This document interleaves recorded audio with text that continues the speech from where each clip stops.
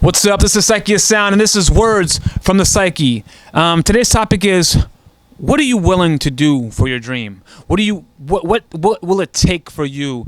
What is your limit? What is your limit?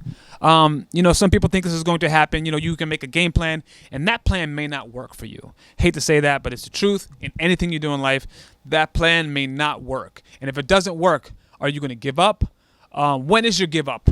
When should you give up? How long should you take it? When is too much too much? I say that because, you'll see, you'll hear like these stories. You'll watch these biopics. You'll watch this Wu-Tang story, which is phenomenal. Watching the Wu-Tang biopic on Hulu, great. You'll see something like Purple Rain or 8 Mile. I know the stories are fabricated a little bit, but you get the gist of the story. It's not fabricated. I shouldn't say fabricated, but it's got to make a movie out of it. So every single conversation is not verbatim, but you get the point. And these things happened in somewhat order and somewhat way that they're portraying it. That being said, you understand the rise up of them, and it's inspirational to watch these things. And like I said, the Wu-Tang story is great, but you hear, others in the film industry, there's stories like about Sylvester Stallone trying to pitch the Rocky movie and how he was just getting denied. He eventually got, you're borderline poor or whatever, and you eventually get offered, say, $100,000 or more money to get your film out there, but you can't be Rocky because you're not the star. Who are you? And he turned it down, and kept pushing the streets and getting to be offered less money. But he can be Rocky. And then look at the success of him. Like he gave that all. He was about to give it all up because he's like, this is my role. I have to play this role. You hear stories like Tyler Perry. Tyler Perry is sleeping in his car and writing these. Like all these people have these dreams. You don't think they lost relationships and friendships and girlfriends and boyfriends? Like people will have their stories to tell, and you watch them like, wow. But if a lot of people would just hold on. I mean, I'm not saying that these are stories of people that made it. Of course, people don't make it, but I'm not saying, but if you hold on to something, like Meatloaf had an album out years ago and it didn't work, and then he released the same project, or he was touring, whatever, and then 10, 20 years later, same music goes freaking platinum. More recently, something more updated, Squid Games. Everyone's talking about Netflix Squid Games. Everyone's raving about it. Got Halloween costumes on deck for this right now. It's #1 movie in over 90 countries. 90 countries. It's made in Korea. I mean, everything is a voiceover. Everything got subtitles. People watching it in Spanish, people watching it in English, all over. And you're talking about a guy that wrote this and got denied over 10 years from every single studio. 10 years is a long time. I don't know about you guys, but when you finish a project, you're excited about it. Yeah, let's do this. And you get denied. Okay, whatever, next one. 10 years straight, everybody says no. I mean, at some point, do you just say, okay, this is not the one, and just go to the next production and maybe I'll write another one? No, he kept going to the point where he had to stop writing at one point to sell his laptop for $600-something because he had no more money. But yet, kept plugging away. Here it is, 2021, gets picked up. Squid Games, #1 movie in the world, about to break a Netflix record.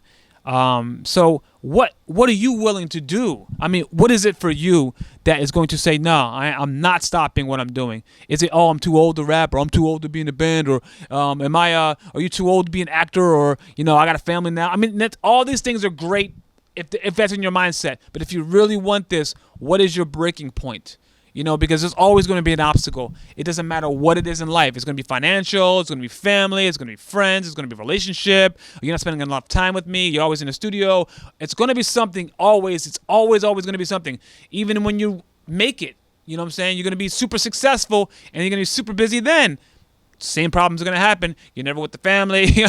It's going to be a lot going on. What is your breaking point? How bad do you really want this? And be careful what you ask for, because you can get all of it. Look at someone like, Michael Jackson. I keep making the reference to him because he's the king of pop, and he's done everything. But, he couldn't even walk the streets.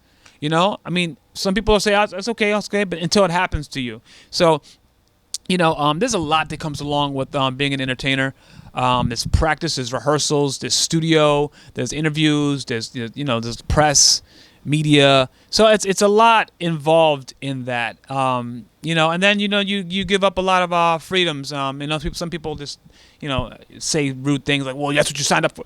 No, you didn't. You just like some people just love to sing and they want to sing their songs and their songs blow up and they're famous and they didn't ever ask for all the extra stuff that came with it. And you have people. Everyone's not a freaking accountant. And you got people running your books and you're thinking everything's doing good. I mean, he's an accountant. My taxes are being done, I guess, and then you end up in court for something. It's like things happen all over the place, and you have to, kind of like look at everything from the outside.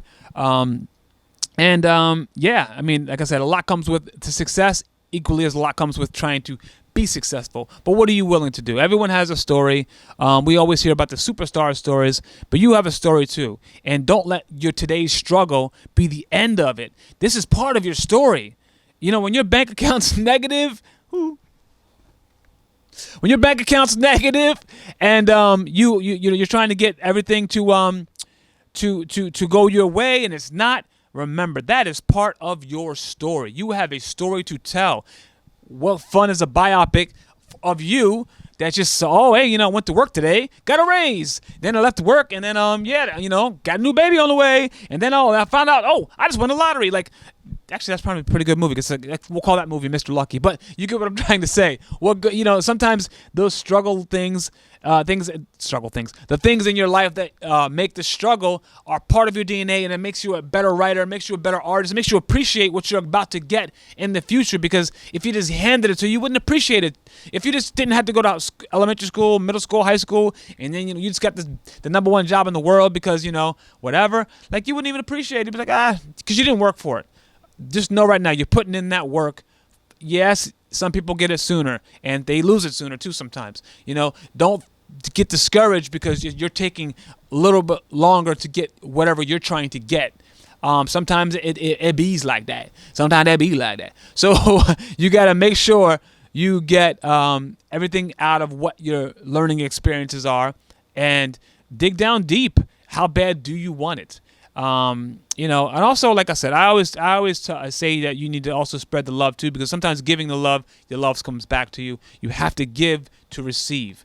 You'll see me, not today, but I'm always shouting out somebody's shirt I purchased or a different artist and things like that, because it's just.